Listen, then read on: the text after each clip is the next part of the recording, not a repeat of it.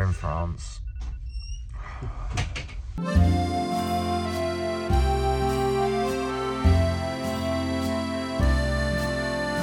Well, I have to say there is a little bit of a nippy wind in the air, so I've got my gilet on at the moment. I may go and put my long sleeve jersey on because I don't want to put up with that for too long.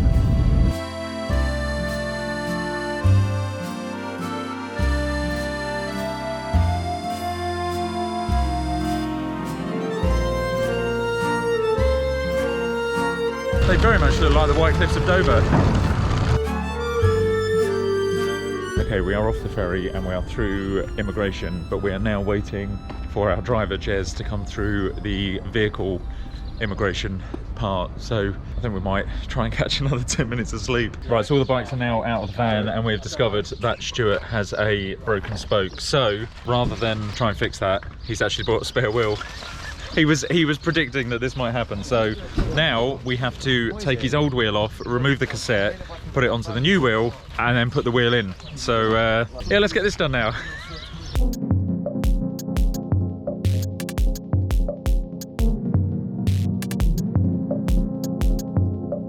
Right, well, we are finally underway. Stuart's wheel has sort of been fixed. One of the spokes is still a bit loose. And unfortunately, despite the fact that it is quite sunny, it is absolutely freezing at the moment. So I ended up shivering for a little bit because, yeah, I was working on the bike and there was an awful biting wind blowing in off the English Channel. But we are now underway and within a couple of miles, we'll be on the Avenue Verte. Get me in some sun. It's no good in the shade. Right, we need another way across this water then, stand by.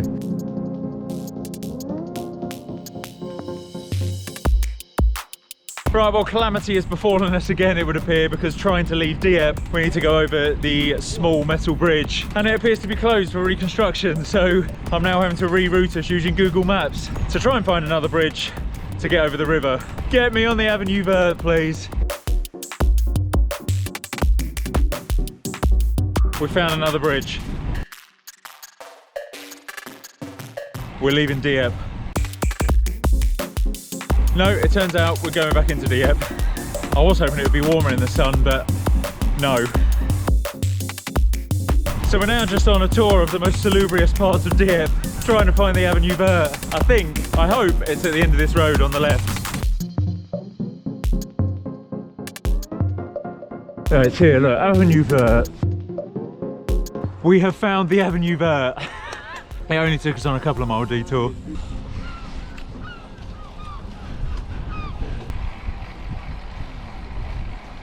So I don't think I explained earlier, I think I was far too tired having just got off the ferry after about 2 hours sleep and busy trying to fix Stuart's bike. But I should explain that we are currently in France as part of our Essex to London to Paris trip. Part one of this video was the England side, where we had quite a few dramas. So if you haven't watched that yet, go back and watch that one first. So yeah, we got the ferry over from Newhaven to Dieppe last night, docking this morning at 5 AM French time. So it's only a 5-hour ferry. By the time we got on there, had a shower, had a bit of a sit down and a chat, and got to bed. It was never going to be that great a sleep. So I think we're all running on about 3/4 empty this morning. So we're all keen to get to the first stop.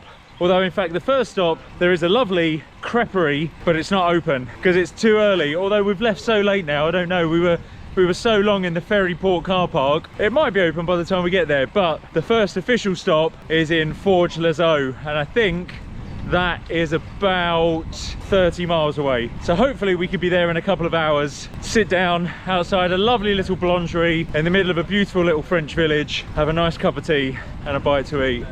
That's what I'm looking for. Oh, these batteries need recharging. I mean, my bodily batteries. I am shattered. But what started off as a bit of a depressive ride yesterday, the ride down into London and then getting back out of London through South London, was absolutely manic. Traffic lights. It wasn't fun in the slightest. So today, we're looking for a much more fun and upbeat day. There are no time constraints today. We can go as fast or as slow as we want, so no stress.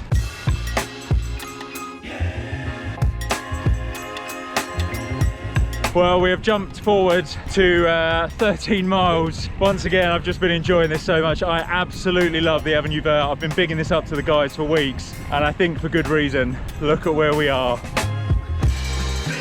This is a cyclist's absolute dream. We're now not far from meeting back up with our driver. I think we've probably got another half a mile or so. And then the next stop after that is Neuf-Châtel-en-Bray, and that is one of the old railway stations on this disused railway line that is now the Avenue Verte. And the railway station, the building, the old ticket office, is now a creperie. Unfortunately, it's going to be too early for it to be open, but Stu's not happy about that. But the next stop after that, Forge-les-Eaux. Oh, chef's kiss. Cannot wait to get there.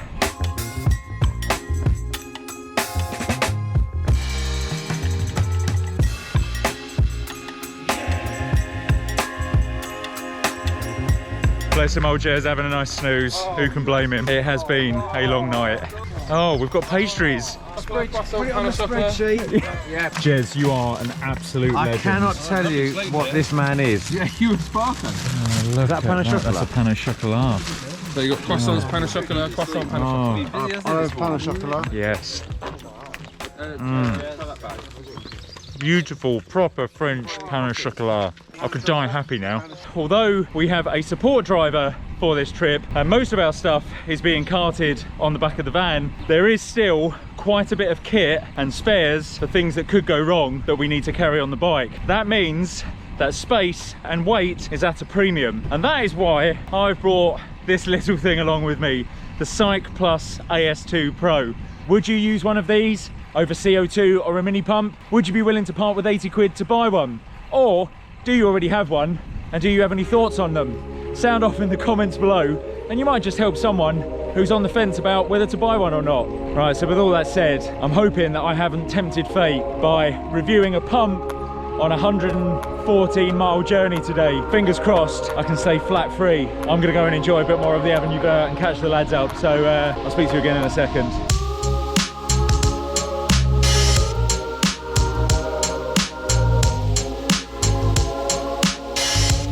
Right, so I've caught back up with the fellas and my hay fever is feeling a little bit better, although my eyes tell a different story.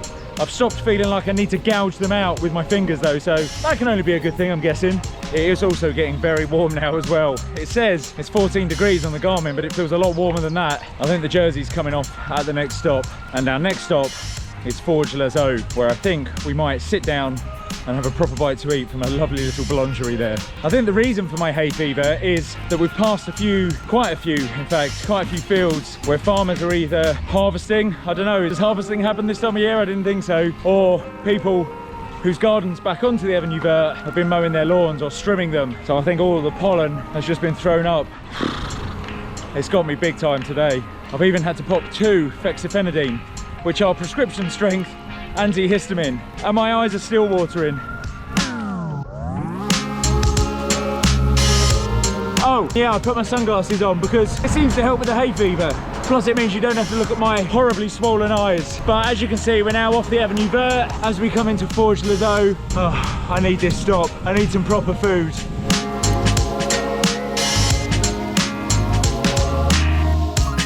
Right, well we have made it to Forge-les-Eaux, to late breakfast slash brunch, although there's no alcohol involved, unfortunately, no mimosas, and I've managed to get myself a chorizo pizza baguette thing, which is very tasty. Fortunately, it hasn't helped my eyes, and I still look like I've been punched in the face quite a few times, but hopefully as the day wears on, that should go down. But just look at this rogues gallery. A group of broken men. We'll make it to Paris in one piece, I'm sure. Right, we're about to leave from Forge-les-Eaux now, but we came to find some toilettes publiques to relieve ourselves. And have you ever seen such a pretty location for some public toilets?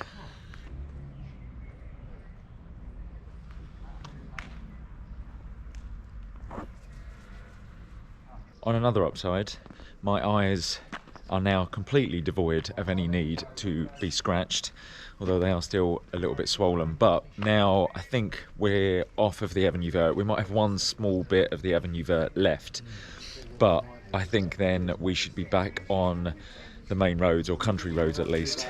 I'm hoping that should mean that the hay fever should stay away and I shouldn't have too many more problems. But I need to get my fingers crossed for that, and it remains to be seen. But we'll see. We've now got 80 miles to go into Paris. We've got now a 20-mile stretch before we meet up with Jez again, so we should probably get that done in an hour and a half or so. But yeah, so far it's going pretty well. Despite the near 100 miles yesterday, not feeling too bad. The legs are a little bit stiff, as you might imagine, but backside feels okay. The back's all right. So we just continue and hope that the 80 miles passes very quickly. But for now, 20 more miles and then we'll meet up with Jez again. And the sun is now well and truly out. It has warmed up. So yeah, let's hope this next 80 miles passes fairly quickly. Right, that's Forge-les-Eaux behind us. The next stop, I can't even pronounce, but it ends with fly. But that's in 20 miles time. So now we're gonna settle in to a nice comfortable rhythm and get this 20 miles done. And largely just enjoy the northern French countryside with no pollen, hopefully.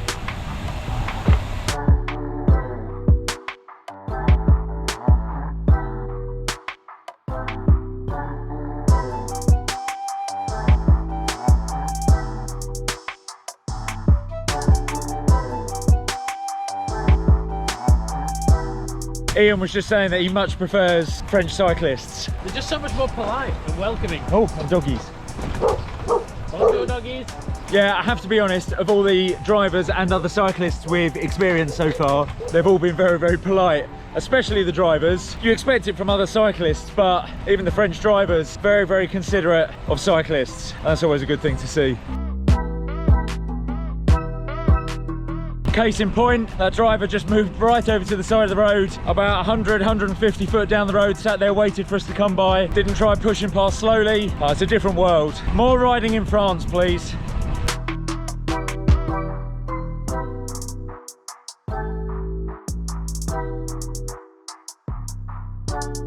Right, so we've come to another stop because Stu was hearing some serious clanking from his back end, which is normal for Stu, but this time it's on his bike. And it turns out that when I changed the cassette over, I'm not entirely sure, but I may have left the spacer that sits behind the cassette on the old free hub because the cassette is rattling quite a bit.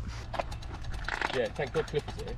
So we've got 15 miles to go until we get to Jez. So Stu's going to have to put up with that clanking for a little bit longer, and hopefully we can find the spacer that goes behind the cassette. But Stu has also just pointed out that he's being trolled by his new IGP Sport Chinese bike computer because he's already feeling a bit tired, but now the bike computer's having a go at him as well. Sleep. If only. If only. I look in the back of Jezzy's van thinking, that'll fit in there. So let's get to Jez and let's get Stu's bike sorted out again. Let's go. So this ride has been a comedy of errors so far today. We've had wrong turns, we've had things going wrong with the bikes, me having to change Stu's cassette and potentially leaving the hub spacer on. But do we care? No, because we're having a fantastic time. The sun is shining, the weather is warm, and we're in France. And there's some cows. Hello.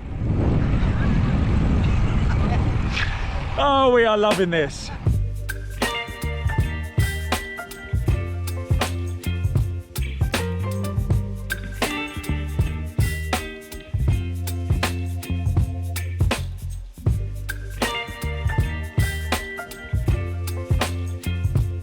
We are back on the Avenue Verte. The going is good. Well, sadly that was short-lived because we're straight back off the Avenue Verte, back onto the side roads. But we need to be very careful here because this is the road where 2 years ago I discovered a problem with my chain. Asked Jimmy to have a look at it as we were descending a hill, and yeah, I ended up sending him into a curb and he came off. Right, we have got to our next stop, Saint-Gémer-de-Fly.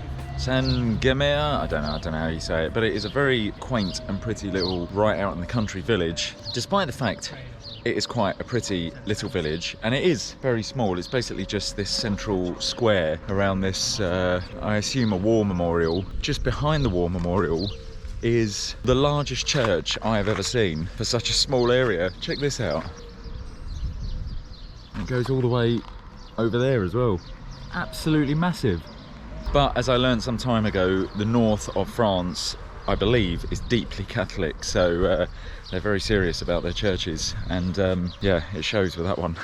I think a few of us are starting to flag now though, to be honest, because yesterday's 92, 93 miles is starting to take its toll. We have a few wounded soldiers, should we say, down at the moment. Stu especially, bless him, is struggling at the moment, so he's having a little snooze. I think he didn't get as much sleep as he had hoped or liked last night, so yeah, so he's currently having a lay down, bless him. But we are just under halfway in now. I think we're at about 55, 56 miles of this 114 mile entire journey. So yeah, just another 58 miles to go. Not that far, easy, just Cambridge and back. We can do that. Right, well, we're back on the move, and so far we've been very lucky today, being on the Avenue Verte, that it has been very, very flat, only a tiny bit of elevation. But now we are maybe about 1.5 miles from the first of 6 registered climbs, and the first couple are over 1 mile long, so these could hurt. But we've figured out that once these climbs are done, we've got about 23 miles then down into Paris. So I wouldn't say it's all going to be downhill again, but we should have a decent run then, hopefully. No more mega climbs on the last 23 miles. You heard it here first. Not helping matters is the fact that it's 25 degrees at the moment as well. I apologise in advance for the gratuitous chest hair.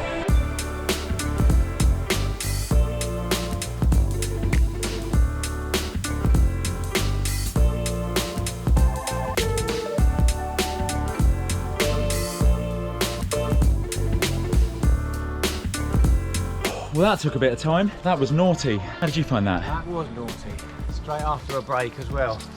The legs knew about that one. I was just saying before we started that climb that I was feeling a little bit stiff. I think we probably sat down for a bit too long, and I wouldn't say seized up, but the legs were feeling a little bit stiff. So I'm quite impressed that we got up that one so quickly, but yeah, that was a bit of a slog. But 1 down, 5 to go. Enjoying this. I think I'm just a sadist. Right, so we're back on the move after that last hill. I think we've got about 4 or 5 miles to go to the next one. But I'm joined by Stu. And how's the rear cassette working now I've actually put the spacer on that's supposed to be there? Yeah, it's much better, thank you. And how do you feel after the snooze? Oh, the sleep, because this told me to do it. That's what it was. Yeah, so I did it, yeah. Much better so far, but we've only been going 3 miles, so... So the next gap between stops is quite a short one, and so we'll be meeting up with Jez. I think it was only 10.5 miles or so, so we've only got about 5 miles left to go. And then not long after that, we're heading straight down into Paris, the big push. Right, climb 2, half a mile long, average 4% gradient.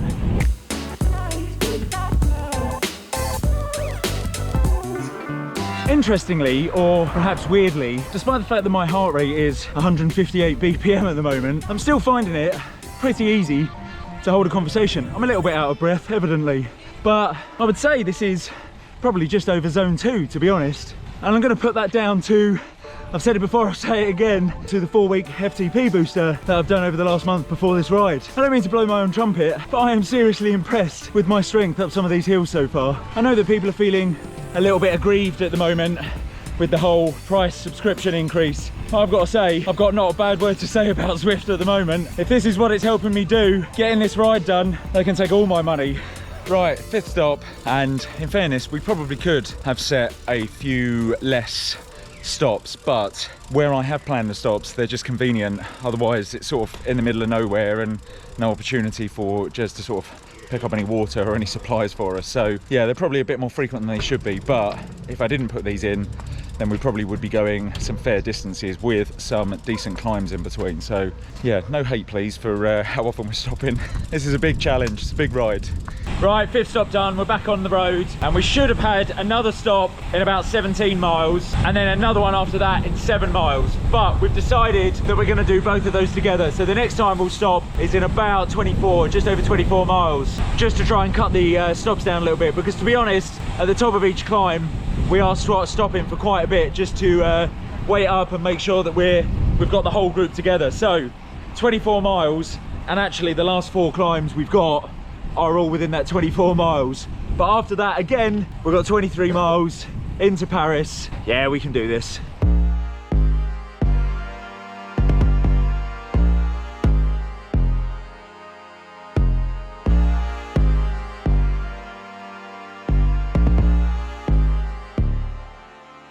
The roads over the last 5 miles have been absolutely stunning. Firstly, beautiful undulations up and down, loads of speed on the descents, fast uphill climbs because of that, and not a single pothole to be found.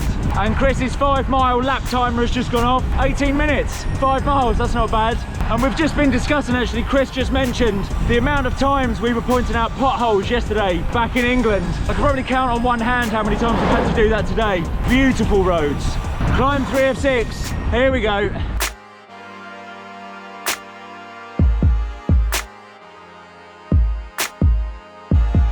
Well, as expected, that one was a burn. And the jersey very much had to be unzipped. Oh boy, that one was fun, if not a little bit long. That's the longest climb finished. What's happened? Snapped? That's nice and greasy, my chain. Does that look broken? Yeah, that's fine, we can fix that. So we've had 2 catastrophes. Unfortunately, Stewie's wheel has now broken. Part of the rim, the inside of the rim has broken. So we're gonna have to put the old wheel back on that, and he's gonna have to suffer 1 broken spoke. But we're not gonna do that until we get to the next stop about 20 miles away. But now Cliffy's chain has also broken, and your hands are very dirty. Well, you've got to have a well-oiled chain, ain't you? That's what they say. Right, let's get this fixed. Why is that not clicking in? 1, 2, 3, 4, 5, 6, 7, 8. I've just realised it's a 10 speed. I thought it was an 11 speed. I have got some 7 speed chain links in here somewhere. Well, I've got 11 speed chain links. It's a 10 speed, so the chain is slightly thicker, but I've got some 7 speed, and I'm wondering if that in a pinch will do. That goes through better. Cross your fingers. There we go. Right, climb number 3 coming up, and actually, having just stopped to fix Cliffy's chain, what I ended up having to do is use an 8-speed quick link, because I didn't realise Cliffy's bike is a 10-speed, not an 11. And when I tried to put the 11-speed quick link on, yeah, it didn't want to go through, it was too narrow. But I did have a couple of 8-speed links, and that might be a little bit too wide, but in a pinch, gets the job done. And now, as we start climb number 3, 4, I can't remember, too many, I think it's 4. Cliffy missed out on the last one because his chain broke at the bottom, and it just so happened that Jez was going by, so he picked Cliff up, brought him to the top of the hill, and then I fixed it. However, Cliffy, obviously being Jimmy's twin brother, they couldn't be less alike in some ways, but he does have Jimmy's determination, and so rather than just carrying on from the top of the hill, he's actually got a lift back to the bottom of the last hill, and he's going to do it again himself. So we're now on the 4th climb. Cliffy will catch us up at the top of this one after he's done the 3rd climb and the 4th climb. What a legend. Ooh, oh boy, I feel like I keep using the word burner, but that one really was a burner. Wasn't quite as bad as the one before it, the one that Cliffy has gone back down to do again. But as I've said many times before now, we've only got a couple of short ones left now. I think the next one is only half a mile long and then 0.8 miles. Then we just have a 23-mile slog through the north of Paris, which, that it's like going through the north of London, it is not gonna be a particularly enjoyable ride, unfortunately, but it needs to be done. Then we have the famed cobbles of the Champs-Elysees. That is not what you want at the end of a 220-mile ride. I told you. Called it. Jimmy said, I know what he'll do. He'll get to the top and he'll go, come on, keep moving, what's happening? He knows his brother. Right, let's get a move on, let's catch him up now.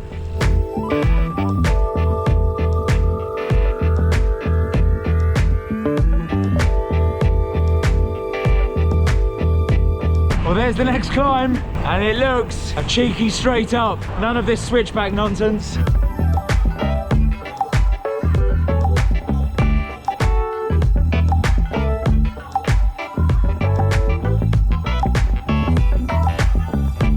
Okay, we're just under 30 miles to go now, and off in the distance, I'm never going to be able to pick it up in this camera, but you can just about see a hazy silhouette of Paris. No view of the tower just yet, but that is a real morale booster. Less than 30 miles to go, let's get it. All right, we've just come to a stop at the top of this very steep descent that I recall from last time. Yeah, I would call it a Yorkshire descent. It's such a steep street that they've built steps into it so people can walk up.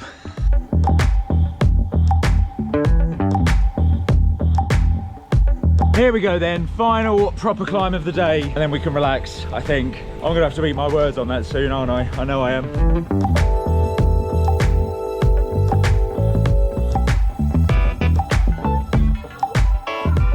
Well, that's it. The final registered climb done. Can't be too much further to go now. I am absolutely buzzing now. The mood, not that it was subdued anyway, but it is now sky high. Through the roof.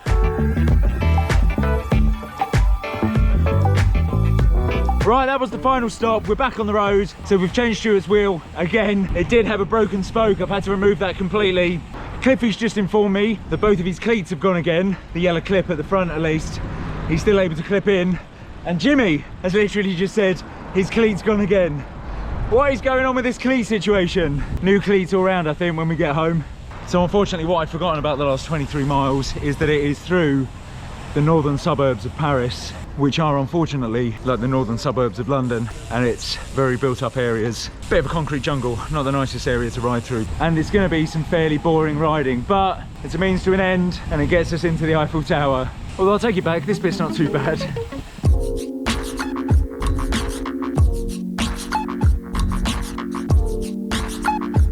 Well, we found ourselves alongside the Seine, and I think we followed this for a couple of miles before then crossing over straight into central Paris. Although we've still got about 15 miles left to go, so we've still got an hour or so before we get to the tower.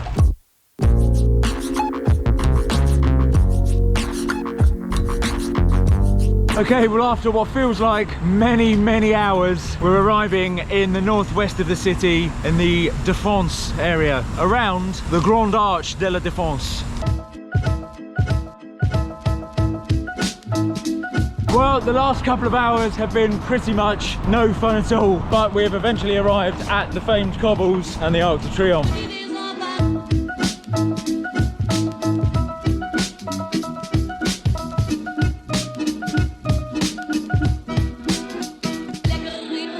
Did we make it? We didn't die. We didn't die. Green Army. We didn't die. How we managed to get the 11 of us across there unscathed, I have no idea, but we did.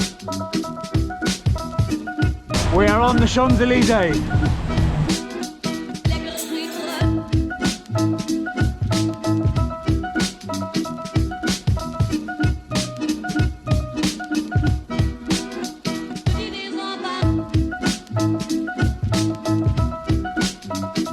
We're here again, buddy, we're here again.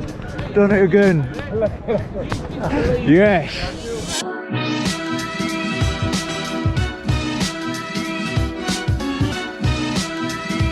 So there we go, Essex to London to Paris. It was a slog, it was an adventure, but did we do it? Yeah. I might as well end the video here because there's not really much more to do. We've made it to Paris. Well done, Pete. Well done, Pete. Right, can I add, on behalf of everyone, these things are not possible without the support drivers. 3 cheers for Jez, hip hip! Hey! Hey! Hey! So there you go, 114 miles today, about 209-ish miles in total over the last 24 or 30 odd hours, and all of us absolutely spent but completely overjoyed. What an incredible achievement for all of these guys. So I'm going to leave it there as we ride back to our hotel just down the road, because we are going to have a shower, have a bite to eat, and then get a good night's rest. So I'll say thank you very much for watching. I hope you enjoyed this one, and I will see you in the next one. Take care.